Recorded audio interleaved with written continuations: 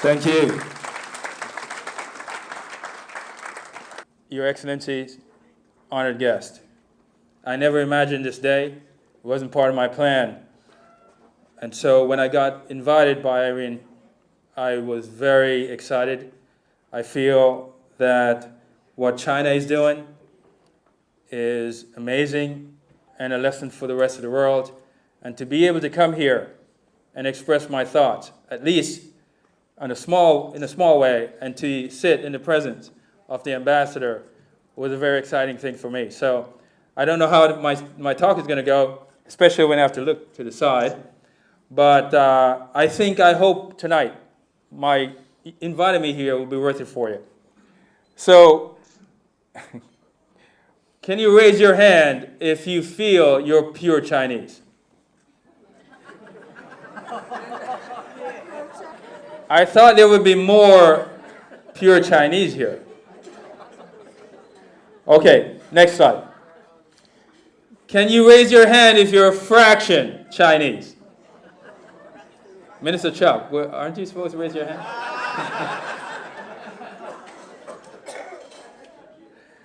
Okay, third question. Who can guess how much Chinese I am? Give me a percentage. 1/8. All right. Quarter, half, 50%. All right, so we're all over the room, right? So it's hard to look at someone and understand what percentage they are. So I went out and I needed to find out.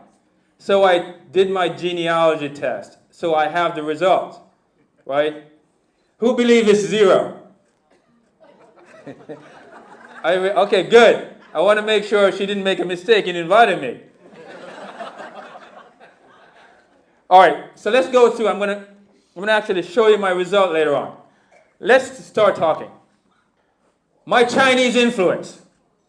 I didn't realize how important this was going to be until I started to succeed in a big way and I started looking back. And I believe that the universe has a way of helping you to fulfill your destiny. So this is not new for me to recognize the importance of my Chinese heritage. My wife and I just came from Singapore. I felt that I needed to go there and see for myself what they had done. So my mom started out at a supermarket. And I don't know if Miss Ivy Wan is here. She's not, right? She would know me. I was from as a little baby. I used to walk through our supermarket and she would watch me grow up, right? And she got married to the brother of Jackson Wan, who came from Hong Kong and owned the biggest retail store in Buff Bay, right? And they had a number of kids.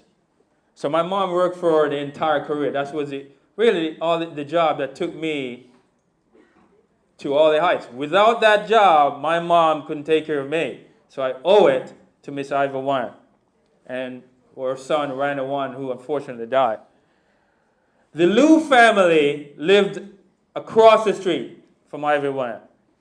Made the best patties I've ever had to this day. And they also ran a grocery store.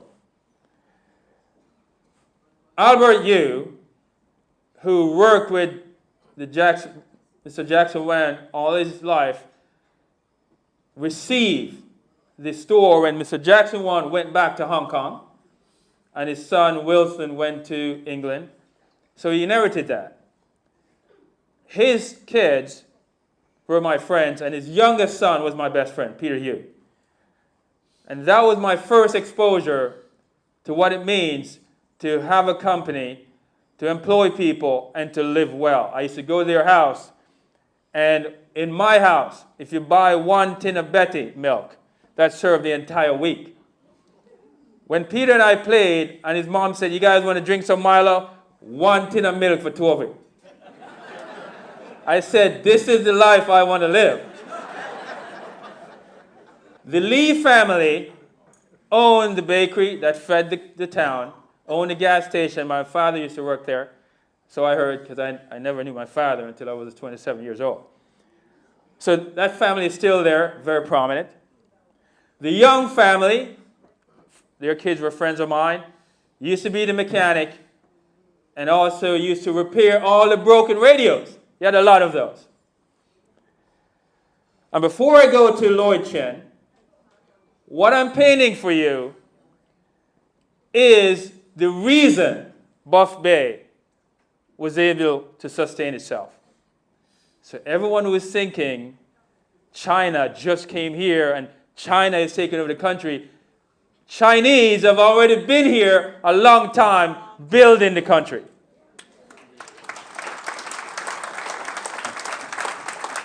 Now let me go to Mr. Lloyd Chen. So here I was, very poor, trying to get somewhere, and I had soccer skills. So Titchfield, I had to take the bus to get there, Port Antonio. And so I was one of the best players, but I couldn't play on the team. Because if you're going to train after school, it wasn't going to work because I have to get to Buff Bay, right? So I wasn't training. One day I'm in class and I heard the headmaster need to talk to me. I'm like, why? I'm a good kid. So now I'm wondering what happened. What did I do? So I walked to the office and I sat outside. They finally invited me in. I'd never met, you just don't want to meet the headmaster as a kid. So here I went into his office and he said, sit down, right? And I sat down. He started talking to me and said, why am I not training for the team? So I'm wondering, wow, that's my problem? Is that what I did wrong? I said, well, I can't train because I live in Buff Bay. And after talking for a while, he said, I'll make a deal with you. If you can convince your parents to stay at my house, then I'll accept you and you can train for the team. So I said, fine. I went to my mom and I told her. My mom started packing my bags right away. I'm like, wait a minute. You're trying to get rid of me all this time, right? And then talk about better milk. I still remember better milk, Milo, soap, everything. And so I went back and I went to live with him. Imagine that. You get to live with the headmaster of the high school, right? You couldn't get a better deal. Mentorship. There's so many nights I would sit outside on the veranda with him and he's talking with me. It was one of the most important events in my life. My wife would probably think it's what's getting married, but that was important to her. But spending time with Lloyd Bunga Chen, everyone who I would meet in Kingston who knew him from Meadowbrook, right, would tell me how lucky I was. And so I was staying with him, and I'm studying, I'm doing everything right. And then I said, I'm tired of being poor, I need to go get a job. So I secretly went down to Scotia Bank to apply to be a bank teller. I thought the nicest building in the town was the bank. Air conditioned, everyone looked like they were doing well. And so I secretly got an interview. And I had to try and borrow some clothes from a friend of mine, right, which I never ended up using because Mr. Chin heard of it. He called me in. Said, I heard you're trying to get a job. I said, yeah, I want to make some money. I'm thinking about all the girls I could get if I had more money, right? So he said, all right. He went into his philosophy. He said, I'll make another deal with you. I'll give you a job as a teacher in the school if you don't take the job. I said, all right. He gave me a job teaching health science, which is kind of uncomfortable because I was dating someone in the class, and all of a sudden I was their teacher. That didn't feel right.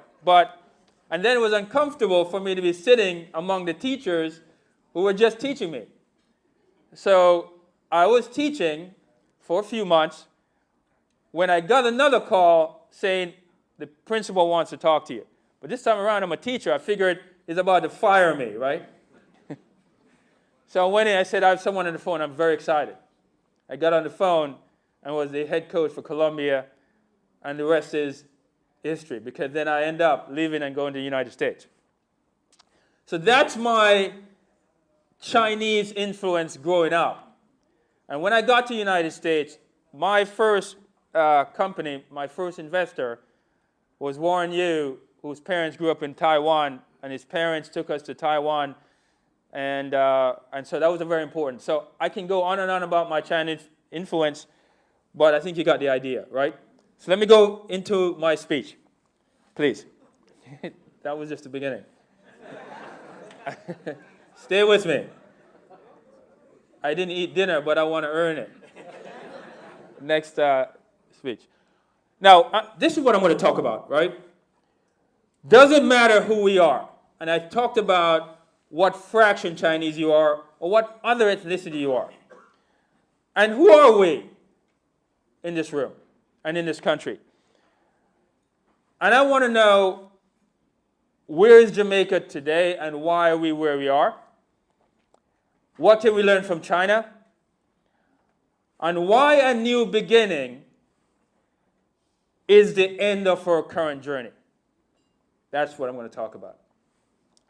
Who are we? First, we're natives, right? That's who we were. We died off. Then we were African slaves and Europeans. We coexisted. Then we were Chinese and Indians, indentured workers. We came up with a solution after independence to say, out of many, one people. You have all these people here. Let's try and come up with a slogan that deals with that, right? One thing for certain, we're not one people. Absolutely certain. So I'm thinking maybe our slogan should be, out of many people, one country. Because then we can focus on the country. Because it's not working when we say we're one people, because we really aren't. Let's focus on the Jamaican Chinese people. They started out as pure Chinese. And then, over time, they started to mix, right? That's what happened. So I needed to find out what percentage I was, so I did my genealogy. Let's go to the next slide. But before I go there, I want to provoke you in thinking about this. During Jim Crow, which was the height of racism in the U.S., the definition of a Negro is someone who had even just a drop of being black. That's it. Doesn't matter what you look like. There she is. She's black, marrying the prince, right? Can you imagine that happening during Jim Crow? Come a long way, right? There is Michael Lee Chin, right? So does a drop of Chinese make you Chinese ambassador? Right? That's the question. I'm going to provoke China to think about that. Next slide. So here's my genealogy. Look down there. So Irene, you didn't make a mistake. Says I'm 8.6% Chinese, right? And Asian, 13.9%, something like that, right? When you combine all the Asian side, right? So I don't know if that qualifies for one drop, but it qualifies. So that answered it, right? Because I don't know how many of you can imagine trying to go to the United States. When you go to the embassy, they tell you, I have bad news for you. Your father is not who is filing for you, and that's been horrible. So now I'm sure that my last name, Chen, actually is real. Can you imagine how nervous I was opening that envelope? I'm thinking, what was I going to say to my mother? Mom, we have a talk. So, should we be recognized as Jamaican Chinese or multiracial Chinese? Food for thought, right? Food for thought. Does it matter that we define ourselves as related to China? Because if you have any black in you in the United States, you're defined in relation to Africa, right? Another food for thought. The reality is that China's economic rise was stimulated by Chinese outside of mainland China. Singapore, Chinese. Malaysia, Taiwan. So China is doing great, but not because of just pure mainland Chinese. So is Jamaica strategic for China? Of course it is. Why do you think China is here? Do I have to list all the strategic reasons? Just a few of them. But I want to list something that I don't know if China recognizes. And it's this multiracial Chinese. I don't know what's a Chinese initiative for us. Or we're just coming along for the ride as China looks at Jamaica as a strategic mass of rocks. So I'm going to propose two paradigms for China. The first they're already doing, which is they're here and looking at making deals, mostly in debt, Sinopharm, China Harbor, etc. Debts, easy. And they can do that around the world. And as a byproduct of that, you get some nation building. But these strategic, targeted loans and agreements, and all these other strategic moves so that the whole thing works. I'm proposing a second paradigm, which is nation building. Let's look at that. If you need to build this country, you need a new beginning. You never had that. No wars, no coups. Jamaica's like transition, right? Who would like to be in the back room when we got independence and that discussion? Can you imagine? No bullet has ever been fired. This country has never been tested.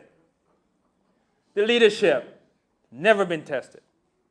How many of you have had to vote for a leader who wasn't part of a party? So building a nation called Jamaica, you're now at the end of the journey. You need a new beginning. Low GDP. I don't want to go through and beat us up. It's all there. I don't have to tell the ambassador all the problems. Very evident. Now let's ask ourselves, why is Jamaica where it is? Don't tell me about leadership as it is. Let's go through some reasons that you may want to propose. We're a young country. So what do you say to Singapore? Singapore is younger than we are. In the time since independence, China has been growing. It's not your age. China is an old country, but only the last 40 years when they opened up and tried capitalism and realized that that was important and married it to a central government. Maybe we lack resources. Maybe that's why. What would you say to Japan? Most of the country, mountains. How would you like to live there? Volcano can go off any time. All kinds of crazy things, right? I just came back from Japan. I was there, I think, a month and a half ago. What would you say to Switzerland? They make the best chocolate and they don't grow chocolate. You explain that. Jamaica is one of the most blessed countries I've ever seen. When you look at the resources here, you have no lack of resources here. Maybe we're not intelligent enough. Maybe you need more Chinese Jamaicans. Ambassador, maybe more Chinese should come.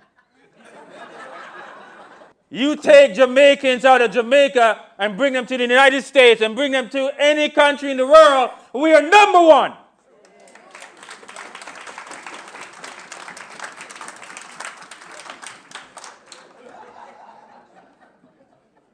No question about that. It's not about us not being intelligent. All right, so let's throw out a couple, all those myths.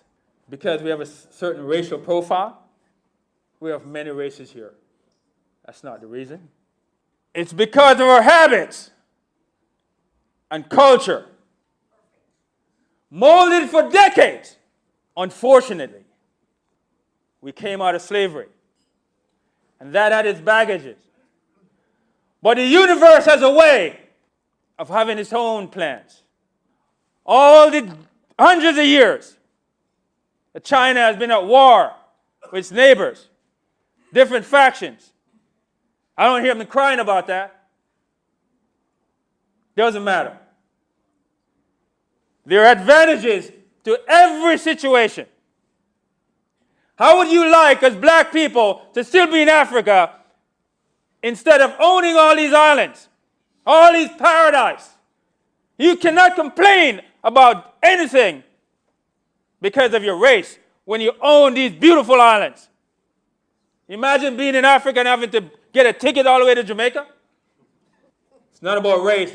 Marcus Garvey said it was about economics. So what can we learn from China? There's a list. All these are important principles. None of that requires strategy around debts, IMF paying off all that. All these other things that we talk about, those right there. If you go to Singapore, very clear. You throw something on the ground, they whoop you. I don't care if you're American either. Go to Singapore and think you're going to just treat the country anyway. You'll see. Only a small minority of us follow these very important, basic principles. And we reap the reward. This is a very economically and socially segregated country. If you follow those, you're going to succeed. I am here to prove that. All the initiative around crime, all these other things we're talking about, right there, follow China. Changing a paradigm requires radical change.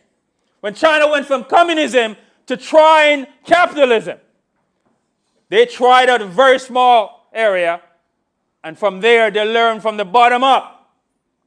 Don't think it's going to come from the top down. You have to find a way to include the people, but you need to understand that change must be radical. These are things that put us at a disadvantage economically, but we already have the help of many people from different races, from different parts of the world that are here. These are people with the ideas. These are people who understand problems. I don't have to fix them. We have to find a way to leverage those people the way China leveraged the Chinese outside of China and also other people, so they can get to that point where they can now do it the way they want to. It wasn't from within China that all this started. These are some of our demise. These are real issues.